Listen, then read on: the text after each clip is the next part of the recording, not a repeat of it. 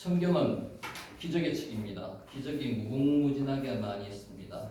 그 중에서도 기적 중의 기적은 태초에 하나님이 천지를 창조하셨다는 창세기 1장 1절, 또 우리가 몇 주 전에 살펴본 요한복음 1장 14절, 말씀이 육신이 되어 우리 가운데 오셨다는 그 사실, 그것을 믿는다면 나머지 기적은 기적 같지도 않은 기적입니다. 창조주가 천지를 만드셨는데 기적을 못 일으키실 게 하나도 없죠. 오늘 가나의 혼인잔치에서 물로 포도주를 변하게 만드신 기적은 천지를 창조했는 것만큼은 안 됩니다. 그죠? 그래서 예수님, 하나님께서는 어떤 기적이라도 베풀 수 있으시다는 것을 오늘 믿으면서 한번 보시기 바랍니다. 기적과 표적은 차이가 있습니다. 오늘 기적을 표적이라고 말씀하셨습니다. 기적은 초자연적인 현상, 우리 인간이 이성으로는 판단할 때 잘 판단이 서지 않는 것, 그것을 기적이라고 합니다. 근데 표적은 그 기적을 나타내는 표가 있다는 거죠. 그게 뭐냐는 거죠. 그 표적 요한복음에서는 뭐라고 말씀하십니까? 그 기적을 예수님께서 일으키셨고 그 예수님이 메시아이시고 하나님이시라는 그 표적, 그것을 이야기하는 겁니다. 요한복음은 1장에서부터 21장까지 기적과 변화의 연속입니다. 그런데 특별히 2장부터 12장까지는 정말로 변화와 기적이 무궁무진하게 많이 나옵니다. 2장에서는 오늘 우리가 보는 바와 같이 물로 포도주를 만드신 가나의 혼인잔치가 나오고요. 3장에서는 니고데모가 중생하는 모습을 예수님과 대화 중에서 나타냅니다. 4장에서는 사마리아 여인이 우물가에서 예수님을 만나서 완전히 다른 여자로 변합니다. 5장에서는 오행각 사건, 38년 된 병자가 베데스다 연못가에서 예수님을 만나서 일어섬을 당합니다. 고치심을 당합니다. 6장에서는 우리가 잘 아는 오병이의 기적이 나타납니다. 7장에서는 예수님이 초막절에 참석하셔가지고 생수의 강이 흐르시라고 말씀하셨고요. 8장에서는 간음 중에 음란한 여자, 그 여자가 예수님을 만남으로 인해서 완전히 영육간의 구원을 받습니다. 9장에서는 소경이 눈을 뜸을 당합니다. 10장에서는 선한 목자에 대한 얘기가 나오고요. 11장에서는 죽은 나사로를 나흘 만에 살리십니다. 12장에서는 거기에 대한 감사의 찬송이 있는 거죠. 그래서 2장부터 12장까지는 예수님이 본인 스스로가 나는 메시아이고 나는 하나님의 아들이고 하나님이시라는 것을 스스로가 증거를 나타내 주는 장이라고 보시면 됩니다. 그래서 2장부터 12장은 표적의 장, 기적의 장이라고 할 수가 있습니다. 우리가 코이라는 물고기가 있습니다. 코이는 어떤 물고기인가 하면요, 잉어과의 물고기인데 보는 각도에 따라 가지고 아름다움이 달라지는 물고기입니다. 그런데 이 물고기를 키우는 장소에 따라서 크기가 엄청나게 변한다는 거죠. 어항에 넣어서 키우면 5cm에서 8cm 정도 된대요. 그런데 이것을 강물에 방류를 하면요 90에서 한 120cm 정도가 된답니다. 어느 어항에 넣고 키우느냐에 따라서 변하는 고기라는 거죠. 우리 인간도 마찬가지입니다. 어항의 크기가 삶의 크기가 되잖아요. 어항의 크기가 존재의 크기가 됩니다. 우리 인간도 어떤 환경 속에서 자라느냐에 따라 가지고 인간이 달라집니다.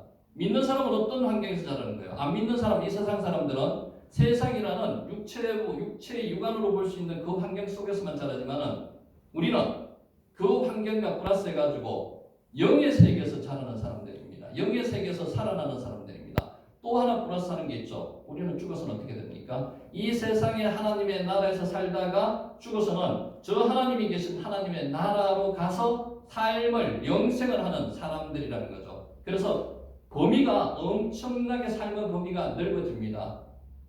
존재의 크기가 다른 믿지 않는 사람들보다 엄청 커 나간다는 거죠. 그래서 우리 믿는 사람들은 변화와 기적의 연속의 삶을 사는 사람들이라고 할 수 있습니다. 이 가나 혼인잔치에 나오는 이 변화와 기적이 여기에서 성경 말씀에서 죽어서는 끝나서는 안 된다는 거죠. 그게 내 삶에서, 우리 삶에서 다시 재현되어야 된다는 것을 말씀하고 계시는 겁니다. 그래서 오늘 우리가 가나의 혼인잔치를 살펴보면서 이 혼인잔치가 성경 속에서 나오는 그 기적에서 머물러서는 안 되고 그 기적이 우리 삶 속에서 흘러 들어와서 내 삶 속에서도 기적이 일어나는 그런 역사가 저와 여러분에게 있으시기를 축원합니다. 사흘째 되는 날 갈릴리 가나에서 혼인 잔치가 있었습니다. 여기서 사흘째 되는 날에 대한 신학적인 의견이 여러 가지가 많습니다. 우리가 방금 우리가 고전에서 51절에서 만났던 사람이 누굽니까? 나다나엘을 예수님께서 만나셔가지고 나다나엘을 제자로 삼으셨습니다. 그로부터 사흘째 되는 날이라고도 해석을 합니다. 그리고 또 다른 해석은 앞에 있는 날짜를 계속 이틀 후가 네 번이 나와요. 거기다가 오늘 사흘째 되는 날이 나오니까 총 합쳐서 7일이 되는 겁니다. 이 7일은 뭐를 이야기하는 겁니까? 하나님이 천지를 창조하실 때 7일이 걸리셨어요. 휴식 안식일까지. 그래서 새 창조의 역사가 여기서 일어난다고도 학자들은 이야기를 하고 있습니다. 또 하나 중요한 게 하나 있습니다. 유대인들은 화요일날 결혼식을 많이 해요. 화요일날 보면은 천지 창조할 때 3일째가 땅과 바다를 가르시면서 하나님께서 좋았더라를 보시기에 좋았더라를 두 번 하는 날입니다. 그래서 유대인들은 보통 화요일에 결혼식을 합니다. 안식일부터 치면은 이게 3일째 되는 사흘째 되는 날입니다. 그리고 또 하나 기독교는 어떤 종교라고 이야기하는가 하면 제3일의 종교라고 이야기합니다. 예수님께서 어제와 오늘은 고난받고 십자가에서 돌아가셨지만은 내일은 부활하신다는 날이죠. 그래서 제4일절을 제3일의 종교까지 이야기해가지고 여러 가지 이야기를 많이 하는데 무슨 이야기로도 상관이 없습니다. 학설이 있는 것을 말씀을 드렸고요. 저는 제 사흘째가 그냥 문맥상 나다나엘을 만난 사흘째 되는 날에 갈릴리 가나에서 혼례가 있었습니다. 갈릴리 가나는 나사렛에서 한 20리 정도 떨어졌다고 이야기합니다. 아주 우리로 말하면 시골 동네입니다. 사람이 몇 사람 살지 않는 동네죠. 여기에 초청받은 사람이 누구였는지를 자세히 살펴보면요. 예수의 어머니도 거기 가서 일을 하고 계셨고요. 예수님과 제자들도 초청을 받았습니다. 그래서 이 혼례가 누구의 혼례라는 것에 대해서 설왕설래 말이 많은데 저는 이 혼례가 예수님의 제자도 되고 예수님의 어머니 마리아와 친척이 되는 사람 중에 한 사람을 뽑았으면 좋겠다는 생각이 듭니다. 우리가 앞에 보면 예수님이 제자를 부를 때 요한은 불렀는데 요한의 형제 야고보는 부르지 않았습니다. 그죠? 기억을 하시는지 모르겠는데 그 야고보의 결혼식이었을 가능성이 높습니다. 왜냐하면 야고보의 어머니와 예수님의 어머니 마리아와는 자매간이었거든요. 그래서 예수님의 어머니가 거기서 일을 하고 계셨어요. 예수님이 도착하기 전에. 보통 유대인의 결혼식은 며칠간 유지되는가 하면요. 7일 정도 유지가 된답니다. 아주 잘 사는 집은 한 7일에 7일을 돼가 14일까지는 한답니다. 통상 결혼식을 먼저 하는 게 아니고요.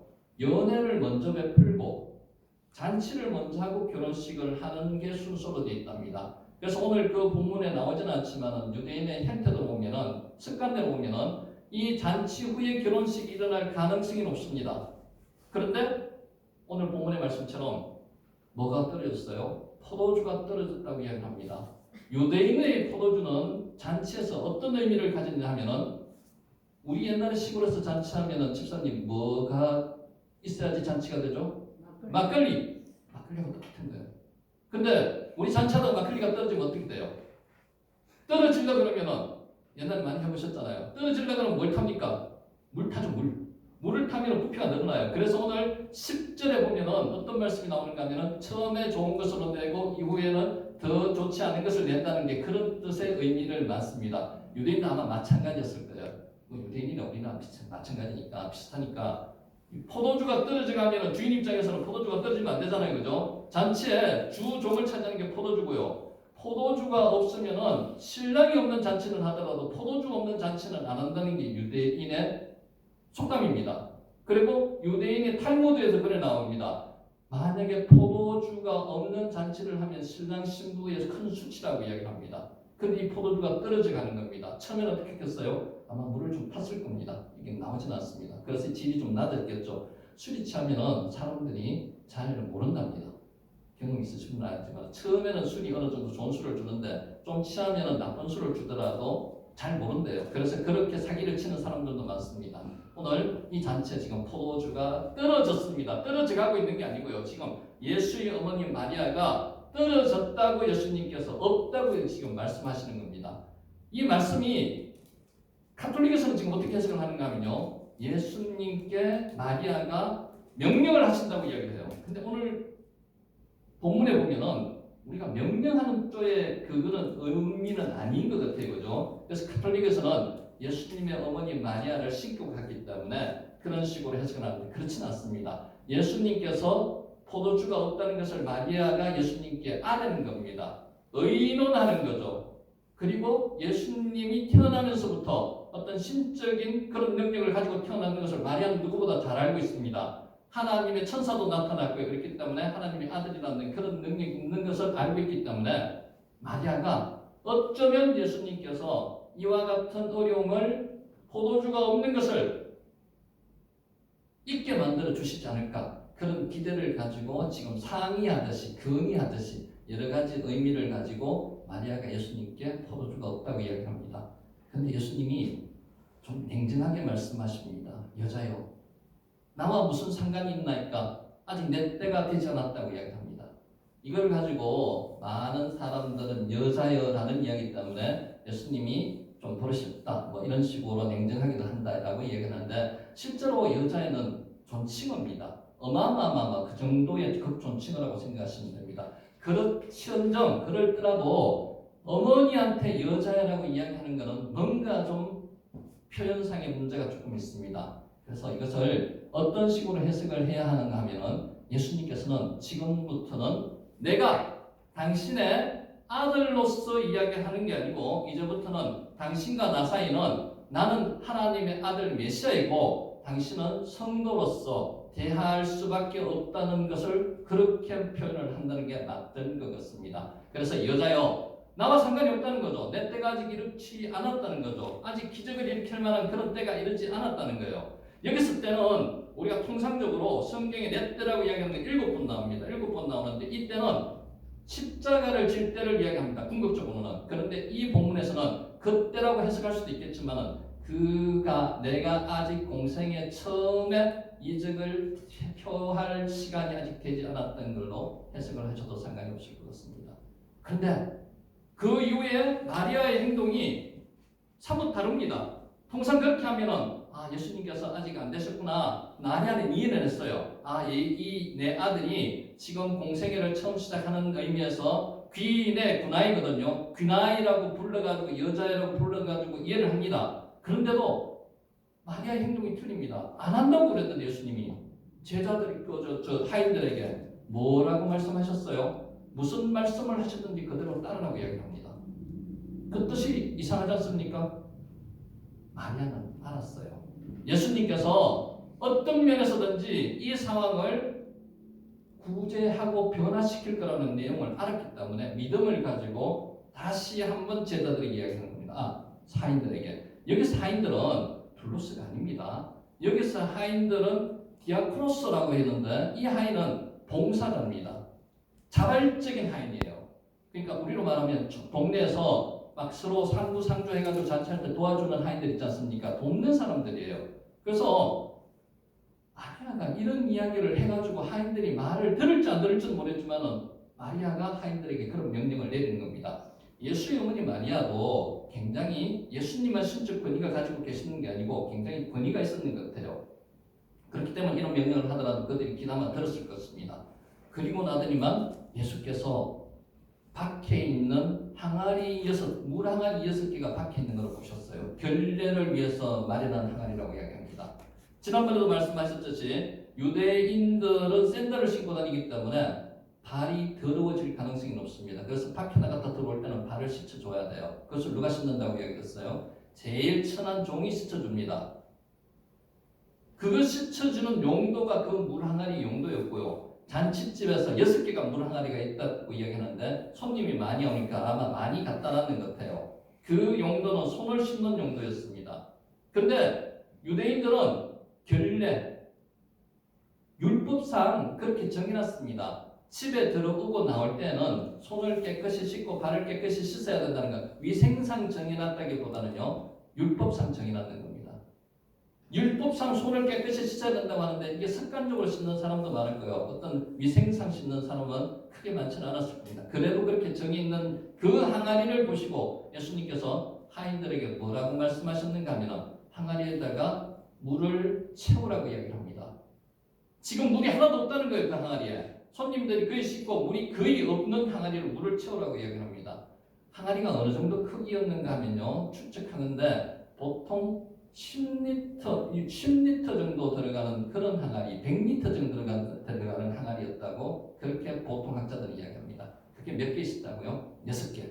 그럼 600리터가 들어가는데 우리가 잘 아는 콜라 사이다 1.5리터를 몇 개 정도 받아야 600리터가 되는가 하면요, 400개 정도를 받아야 됩니다. 400개. 굉장한 양입니다. 어느 음료학자가 조사를 해봐가지고 그 정도의 양의 포도주면은 몇 명 정도 먹일 수 있느냐고 계산해 보니까요, 놀라지 마세요. 3,000명 정도를 먹일 수 있는 포도주의 양이랍니다.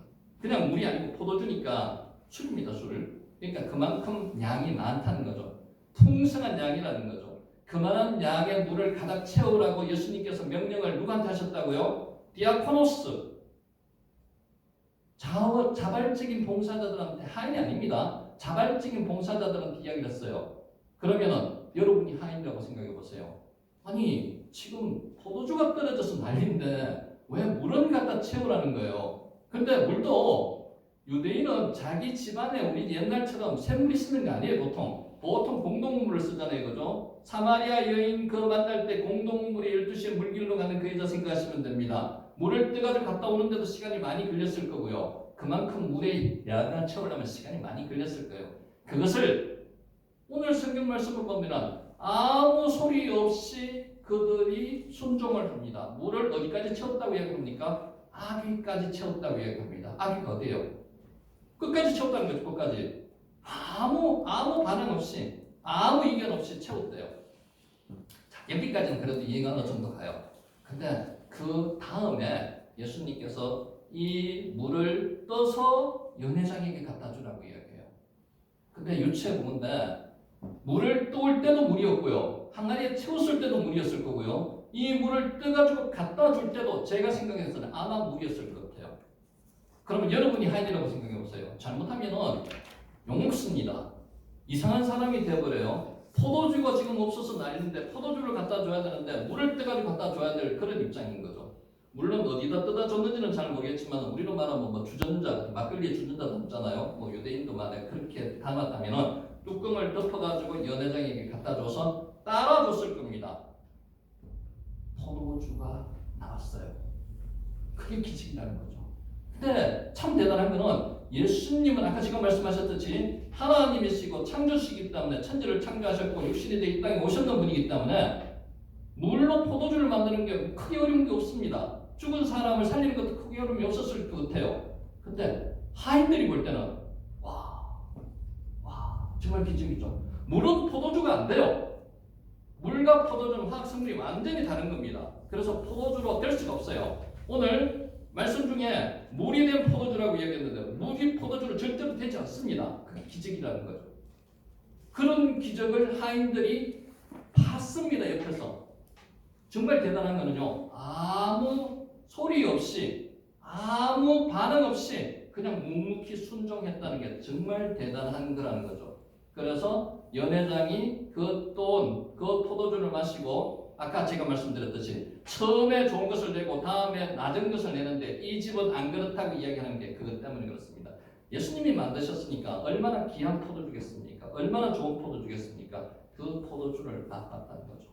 그런데 하인들은 실제로 그것을 경험했고요. 연회장은 어때요? 그것을 경험하지 못하고 마지막 결과만 받아들인 겁니다. 어느 사람이 됐으면 좋겠습니까? 우리는 결과만 받는 사람보다는 체험했는 사람이 되었으면 훨씬 좋을 것 같은 생각이 듭니다. 자, 여기서 영적인 거 몇 가지 한번 생각해 봅시다.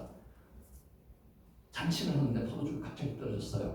이게 인생이라고 생각하시면 됩니다. 인생이 좋은 일만 있는 게 아니죠. 인생에 좋은 일이 있는 게 아니고 직장 생활, 가정 생활, 우리 사회 생활, 모든 생활 중에서 갑자기 포도주가 떨어지는 경우가 많습니다. 포도주가 있어야 되는데 포도주가 없어요. 그러면 어떻게 해야 됩니까? 오늘 말씀처럼 영적으로 말씀을 생각한다면 예수님께 구해야 된다는 거죠. 그래서 예수님 말씀에 순종하고 그 잔치가 계속 이어지게 만들어야 된다는 그런 영적인 의미를 가질 수도 있고요. 또 하나 생각해 본다면 오늘 성경학자들은 이 말씀에서 뭐를 최고 중요시하는가 하면은 어떤 말씀의 순종이라든지 간구라든지 이런 부분보다는 더 중요하게 생각하는 게 6개 놓인 항아리에 주목을 합니다. 이 6개 놓인 6이라는 숫자가 무슨 숫자입니까? 6은 사람의 숫자입니다. 인간의 숫자요. 사람을 며칠 날짜에 만드셨습니까? 천지창조할 때 6일째 만드셨습니다. 하늘의 숫자는 몇입니까? 7입니다. 왜? 3과 4를 플러스한 7입니다.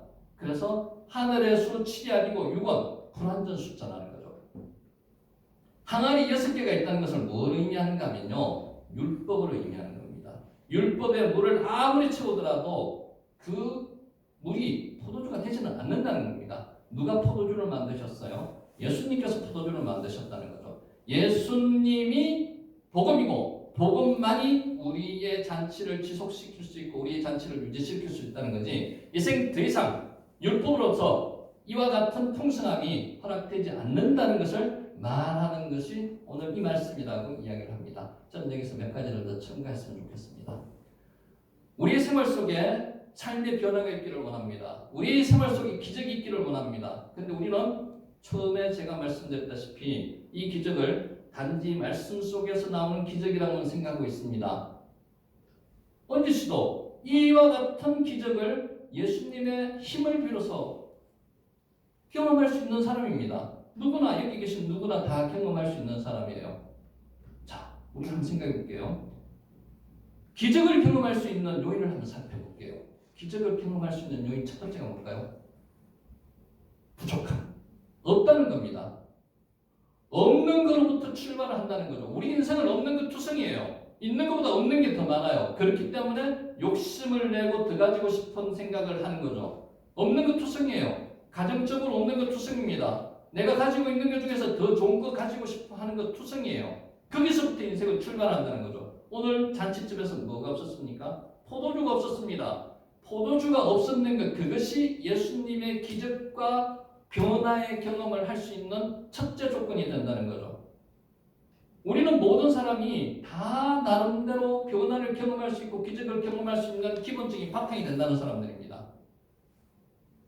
임용고시를 붙어야 된다는 게 무슨 이야기입니까? 임용고시를 붙어야지만이 된다는 게 지금 당장 없다는 겁니다. 임용고시가 내한테 임용고시에 합격을 안 했다는 거죠. 그게 내가 기적을 경험할 수 있는 바탕이 된다는 거죠.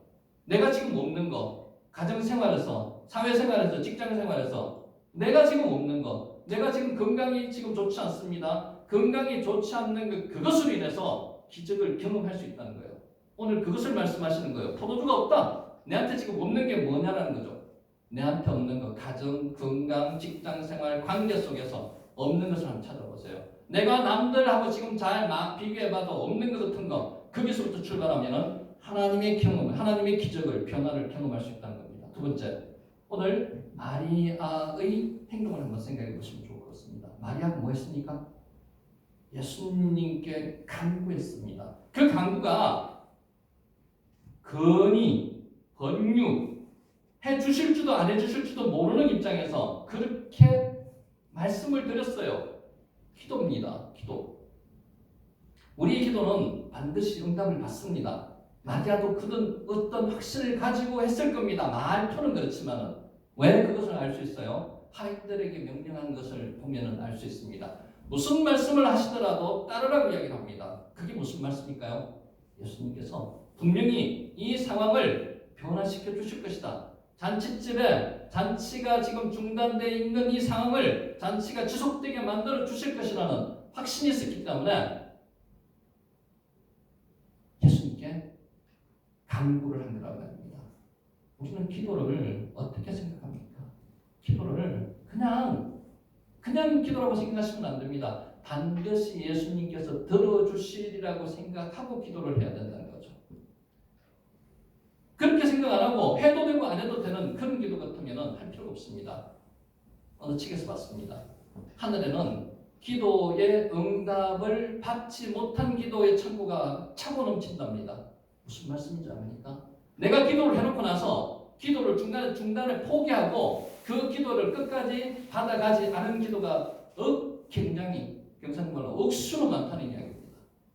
끝까지 기도를 하면은 하나님께서 준비를 다 하고 계시는데 그 기도를 지금 못 받아가고 있는 우리 입장을 한번 생각해 보라는 거죠.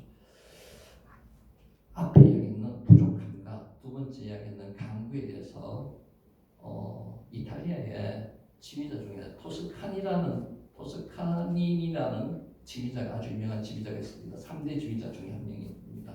이 양반은 굉장히 근시였대요. 앞에 있는 악보가 잘 안 보이는 거예요. 첼로 연주자였습니다. 첼로. 연주를 하면서 악보를 봐야 되는데 악보가 안 보이니까 첼로를 중단해야 될까요? 부족함이 있었잖아요. 뭘 했을까요? 외웠습니다. 악보를 다 외웠어요. 악보가 우리 실제로 저도 마찬가지지만 찬송 한 곡 외우기도 쉽지가 않습니다. 그죠? 보고 해야 되는데 2,000곡, 3,000곡 정도에 되는 악보를 다 외웠대요. 어느 날 사고가 발생했습니다. 오케스트라 연주를 하기로 다 예약이 되고 손님들도 다 오기로 하고 대관도 다 해놨는데 갑자기 오케스트라 연주자가 감기가 걸렸습니다. 심한 감기가 걸려가 도저히 지휘를 못할 입장이 되었습니다. 그러면 어떻게 해요? 대타를 찾아야 되잖아요. 근데 오케스트라 연주자는 지휘자는 모든 곡을 머릿속에 다 집어넣어가지고 연주를 해야지, 지휘를 해야지 그냥 보고 하는 그런 입장이 아니거든요. 근데 모든 곡을 머릿속에 넣은 사람이 누구 있어요? 토스카니니. 이 사람이 그날 지휘자로 그 앞에 서서 대박을 쳤다는 거 아닙니까? 그래서 이분이 계속 지휘자로 명성을 날릴 수 있었다는 겁니다. 부족함은요, 뭔가를 채워주기 위해서 스스로 노력하게 만들어주는 거고요. 강구를 하게 만들어주는 거고요. 그러면 그에 대한 결과가 분명히 하나님께서 응답을 하신다는 거죠. 세 번째 중요한 게 뭔지 아닙니까? 세 번째가 기적을 이루는 요소 중에서 세 번째가 순종입니다. 순종. 간구를 하다 보면요, 하나님께서 분명히 말씀을 해주십니다. 하나님의 음성이 있어요. 그 하나님의 음성을 듣고 나서 보통 사람은 순종을 잘 안 합니다. 영안이 밝지 못해가 음성인지 몰라서 하는 그런 분도 있겠지만 하나님의 말씀이라고 생각했는 부분도 하나님 내하고 상관없는 부분입니다. 내가 그걸 어떻게 해요? 아브라함 생각해 보시면 됩니다. 100세 때 귀한 자식을 얻었습니다.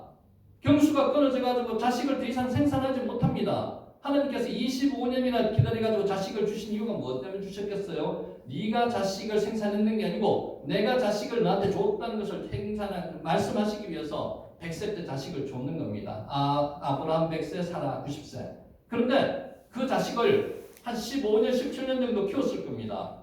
어느 날 갑자기 하나님이 나타나시더만 모리아 산에 가서 자식을 번제로 바치래요. 번제가 뭔지 아시죠? 번제가 각을 떼가지고 내장도 다 씻고 모든 것을 그냥 죽여가지고 그냥 그대로 올려가지고 번제를 드리는 게 아니에요. 다시 다 손질을 하는 거예요. 사랑하는 자식 100세 때 얻은 그 자식을 한 10몇 년 동안 키웠는데 그것을 번제로 단에 올려가지고 드릴 수 있는 그 명령을 들었을 때 어떻게 했어요? 나라는 아니요, 하나님 절대 안 됩니다. 하나님 농담하시는 거죠. 하나님 그건 아니에요. 보통 우리는 그렇게 이야기를 할 겁니다. 하나님의 말씀이잖아요. 근데 아브라함은 알았어요. 아브라함은 교육을 받았지 않습니까? 25년 동안 하나님께서 이것저것 다 보여주시면서 나는 살아있는 하나님이야 라는 부분을 보여줬기 때문에, 체험을 했기 때문에 마음이 아프고 쓰리고 도저히 순종 못할 입장이 되더라도 그것을 순종했다는 거죠. 그 순종에 대한 결과가 뭡니까? 여호와 이레 수량을 숯불에 걸리게 만들어줘가지고 그 제물로 삼아줄 수 있도록 만들어줬다는 거고, 그것 때문에 믿음의 조상이 되었다는 거 아니에요. 순종이 그만큼 중요한 겁니다.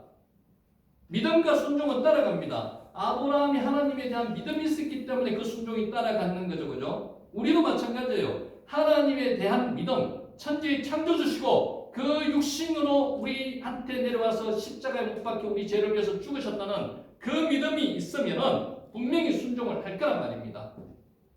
오늘도 하나님께서 여러분의 기도에 응답을 하시면서 뭐를 하라고 말씀하시는데 가슴에 손을 얹고 생각해 보셔야 됩니다. 순종 못하고 있는 게 있으면 순종하셔야 됩니다. 오늘 하인들을 보세요. 디아코노스, 그냥 둘로스가 아니에요. 노예가 아니에요. 해도 되고 안 해도 되는 우리 같은 자유의지를 가진 사람이에요. 그 사람을 무엇을 순종했습니까? 마리아의 말도 순종을 했고요. 예수님의 말도 순종을 해가지고 그 6개의 항아리에다가 물을 가득 채웠고 그 채운 물을 포도주를 아닙니다. 물을 연회장에게 갖다 줬던 사람입니다. 그런 순종이 있을 때 기적이 일어나는 거죠. 그래서 기적의 세 번째 요건은 순종과 믿음입니다. 이 세 가지가 겹쳐 있을 때 여러분도 저도 기적을 경험할 수가 있습니다. 기적을 경험하시고 싶죠. 분명히 하나님께서는 기적을 준비하고 계세요. 하나님께서는 기적이 아니라니까요. 하나님께서는 그냥 통상적인 일이에요. 감기 환자가 고치시는 것도 죽은 자를 살리시는 것도 하나님께서는 똑같이 하실 수 있는 그런 일이에요. 인간이 이성적으로 판단해서 초자연적인 일이라고 생각하기 때문에 그렇게 기적이라고 이야기할 수 있는 거죠. 오늘 저는 저와 여러분이 기적을 경험하시기를 원합니다. 결핍은 우리가 무조건 다 있습니다. 누구든 결핍이 있습니다. 부족함이 있습니다. 그 부족함이 있으시죠? 친구도 없고 혼자서 지내야 되고 여러 가지 어려움이 있습니다. 그 부족함에서 하나님께서는 간구를 하게 만드시는 거죠. 그것을 해결해 주실 수 있는 방법을 찾으시는 거예요. 그러면은 하나님의 명령이 옵니다. 무엇을 하라고 하면 순종할 때 기적의 주인공이 될 수 있다는 거죠. 오늘 여기 계신 분들은 기적의 주인공이 다 될 수 있습니다. 마음이 아플 정도로 지금 내 건강이, 내 사회적인 환경이, 재정이, 가정 형편이, 내지는 가족 관계가, 직장 관계가, 동료가, 직장에서의 일이 잘 안 풀리고 있다. 그것은 하나님이 여러분한테 축복을 주시기 위한 전제 조건이고 전초복이라는 거죠. 오늘 그것을 느끼시면은 하나님의 말씀에 순종을 하고 간구를 하고 순종을 하면은 여러분이나 저나 기적의 주인공이 될 수 있는 겁니다. 오늘 저는 여러분 오늘 가나의 혼인잔치 이 예수님께서 베푸신 기적, 표적 이 표적을 가지고 단순하게 성경상에서 나오는 이 표적이 되어서는 안 된다는 거고요. 이 표적이, 이 기적이, 이 변화가 저와 여러분의 생활 속에서 충분히 풍성히 흘러넘치시기를 간절히 축원합니다. 아멘. 기도드리겠습니다. 거룩하신 아버지 하나님, 오늘 저에게 주님께서 허락하신 귀한 말씀을 주심을 감사드립니다. 우리는 그렇게 생각하고 있습니다. 하나님께서 베풀어 주신 기적은 나한테는 이런 기적이 일어나지 않을 거야. 나한테는 소설 속의 이야기일 거야. 성경에서만 이런 말씀이 있었으니까 이것은 성경 속의 이야기일 거야 라고 미리 포기하고 내 자신을 스스로 주눅들게 만드는 그런 자신이었음을 고백합니다.